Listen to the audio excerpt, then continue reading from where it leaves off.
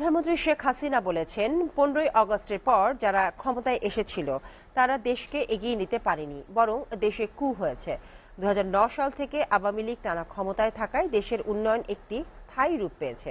সকালে রাজধানীর তেজগাঁওয়ে প্রধানমন্ত্রী কার্যালয়ে এক অনুষ্ঠানে এসব কথা বলেন প্রধানমন্ত্রী শেখ হাসিনা।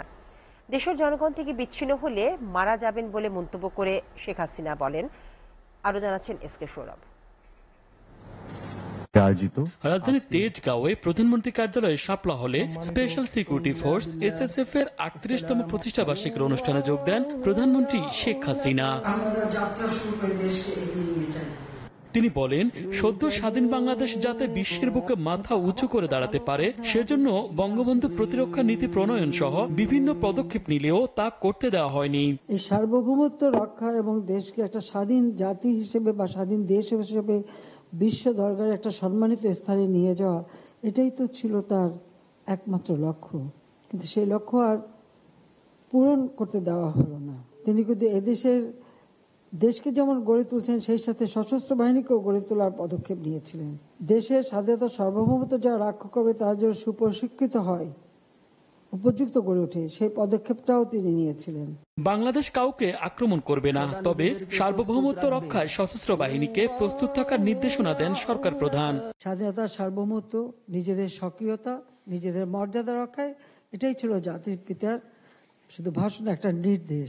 আর সেই নির্দেশটা মেনেই আমরা এগিয়ে যাচ্ছি, আমরা কাজ করে যাচ্ছি। যে কোনো ভাবে হোক বহিঃশত্রুর আক্রমণ থেকে দেশকে রক্ষা করা, নিজেদের রক্ষা করা। আমরা কারোর সাথে যুদ্ধ করতে যাব না, কিন্তু আক্রান্ত হলে যেন নিজের দেশের স্বাধীনতা সার্বভৌমত্ব রক্ষা করতে পারি, সেইভাবেই আমাদেরকে প্রস্তুতি নিতে হবে, সেইভাবে আমাদের থাকতে হবে। সেই দিকে লক্ষ্য রেখেই কিন্তু আমাদের সকল পদক্ষেপ আমরা নিয়েছি। প্রধানমন্ত্রী বলেন, দেশের জনগণই বর্তমান সরকারের প্রাণ শক্তি, তবে নিরাপত্তার জন্য জনবিচ্ছিন্ন হতে চান না বলে জানান তিনি। যতক্ষণ আমার নিঃশ্বাস আছে, আমার এটাই চেষ্টা যে বাংলাদেশের মানুষকে যেন অন্তত জীবনটাকে আরো উন্নত সমৃদ্ধ করে যেতে পারি। মানুষের থেকে বিচ্ছিন্ন হলে কিন্তু আমাকে আর গুলি বোমা লাগবে না, এমনি শেষ হয়ে যাবো।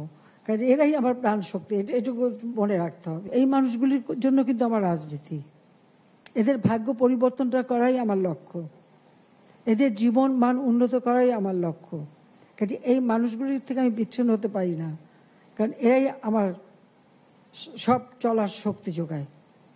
এটা সকলকে মনে রাখার জন্য আমি অনুরোধ করছি। 2009 থেকে আওয়ামী লীগ টানা ক্ষমতায় আছে বলেই দেশের উন্নয়ন এখন দৃশ্যমান। একই সাথে স্থায়ী উন্নয়নের ধারাবাহিকতা অব্যাহত রাখতে পেরেছেন বলে জানান শেখ হাসিনা।